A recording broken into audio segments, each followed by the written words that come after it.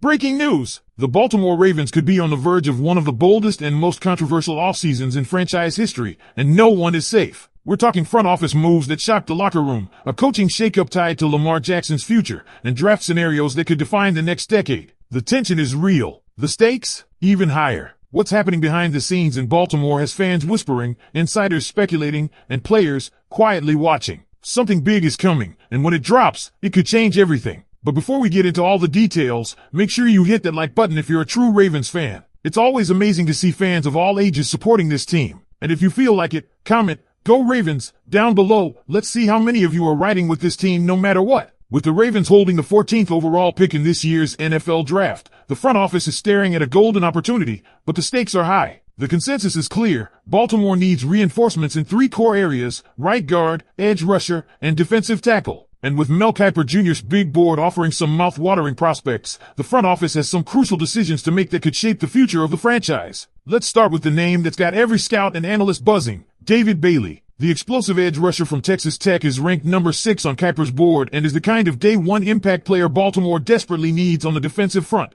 Bailey was an absolute wrecking ball in the college football playoffs, especially against Oregon, where his relentless pressure and double-digit sacks showcased why he's one of the most disruptive forces in college football. If he somehow slips to 14, Ravens fans, you better believe it would be hard to pass him up. But he's not the only name in the mix. Caden McDonald, the massive interior presence from Ohio State, also ranks high at number 15. ESPN projects him to go 16th to the Jets, but Baltimore's front office could pounce earlier. Still, there's a valid concern here. Defensive tackles drafted in the first round have often been hit or miss. The Ravens may be cautious, knowing talent at that position often spills into the later rounds. The offensive line can't be overlooked either. With Emory Jones likely slotted in at left guard, the strategy seems to be locking down a solid right guard in the first round. That's where Olivia Vega-Ion from Penn State could come into play. He's mocked at 28 to Cleveland but ranks 17 on Kiper's board. That would be a bit of a reach at 14, but with Baltimore's interior line needs, it may be a necessary move to protect Lamar Jackson and boost the run game. Speaking of trenches, another defensive tackle in play is Peter Woods from Clemson. However, he comes with major question marks. While highly touted, his lack of production in his final season casts serious doubts. And as the Ravens have learned before, projection means nothing if you can't produce. Woods has even been mocked to Baltimore at 14,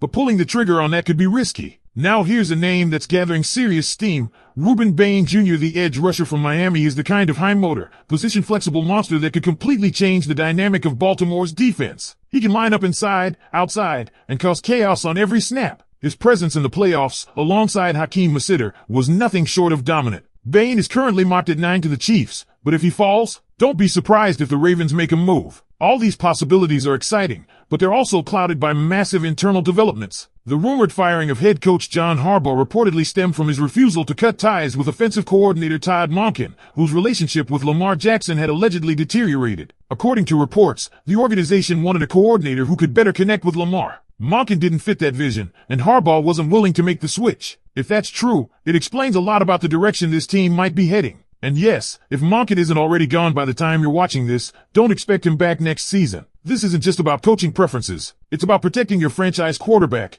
maximizing his prime years, and avoiding the missteps that have plagued Baltimore in recent seasons. That's why every decision this offseason, from who gets hired to who gets drafted, matters more than ever. And then there's the fan-favorite topic, trades. One name that's been tossed around? Max Crosby. Yes, the dominant pass rusher from the Las Vegas Raiders. For the first time, there's visible friction between Crosby and the Raiders organization. He's hinted before that he's a Raider for life, but that narrative might be shifting. Could Baltimore swoop in and make a blockbuster move to bring him in? He would instantly transform the Ravens' defensive identity, especially if paired with another elite edge prospect from the draft. There's also chatter about potential cap-saving moves, most notably involving Marlon Humphrey. Trading him to free up space and maybe bringing in a younger, cheaper option like Tard Woolen in free agency could be a strategic pivot for the front office. While it would sting to lose a cornerstone like Marlowe, the cap situation demands flexibility and bold decisions. Wide receiver is another storyline lingering in the background. The question remains, what is Zay Flowers' ceiling? He's clearly talented, but is he a WR1? Many around the league see him more as a high-end WR2, electric, reliable,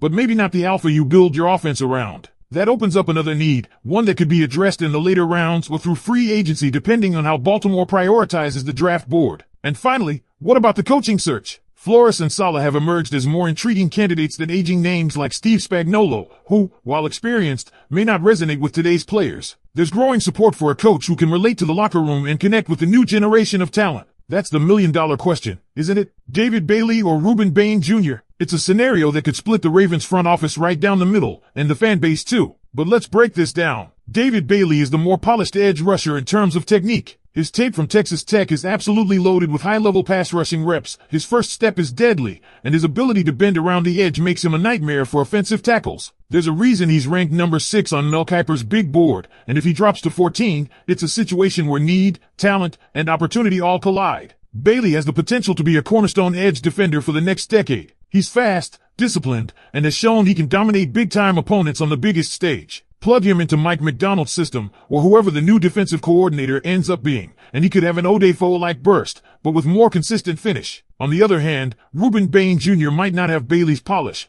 but his ceiling might actually be higher. The Miami product is relentless. He's got a motor that just does not stop. Coaches love guys like that, and it's not just energy, the guy can move. He's got the power to push inside and collapse the pocket from the interior, but also the speed to wreak havoc off the edge. His versatility is what sets him apart. Imagine being able to line him up all over the front seven, disguising blitzes, creating mismatches, rotating pressure packages. That's a defensive coordinator's dream. Plus, if there's one trait this Ravens franchise has always valued, it's tenacity. Bain fits that mold perfectly. Now here's where things get even more interesting. What if the Ravens trade down? It might not be flashy, but it would be very on brand. If they believe they can still get a quality edge rusher or guard later in the first round while picking up additional draft capital, don't be surprised. They did it in the past with Kyle Hamilton. They've done it to secure future second or third rounders. And in a draft that's loaded with mid-tier talent on the offensive and defensive line, this might be one of those value-focused years. Don't rule out a move that puts the Ravens back into the early 20s while still grabbing a guy like Peter Woods, if they believe in the upside, or even Olivia Vega-Ion to solidify the offensive line.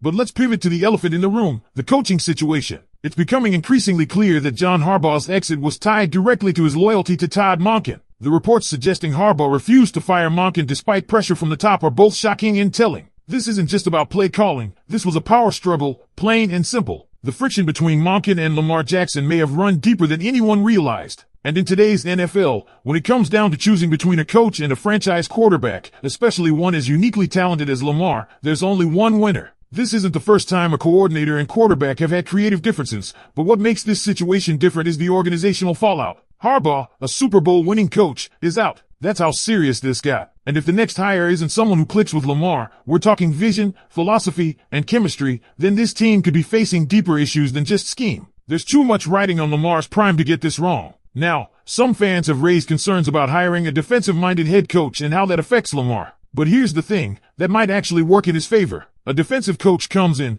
takes full control of that side of the ball, and then hires a creative, progressive offensive coordinator who can mesh with Lamar without micromanaging him. That kind of structure, where Lamar can thrive under a system tailored to him without unnecessary friction, might be exactly what he needs. Still, all of this brings us back to the heart of the matter, identity. What kind of team is Baltimore trying to be next season? Are they looking to rebuild in key areas while keeping their championship window open? Are they going all in on Lamar with protection and weapons? Or are they doubling down on defense with an eye on controlling the trenches? Even the rumored trade ideas reflect that internal debate. Moving on from Marlon Humphrey to clear cap space is a tough pill to swallow. He's been a physical, vocal leader in that secondary. But with injuries piling up and cap flexibility becoming a pressing issue, the idea of freeing up space and reloading at a younger, cheaper price point, potentially bringing in a guy like Tard Woolen, does have merit.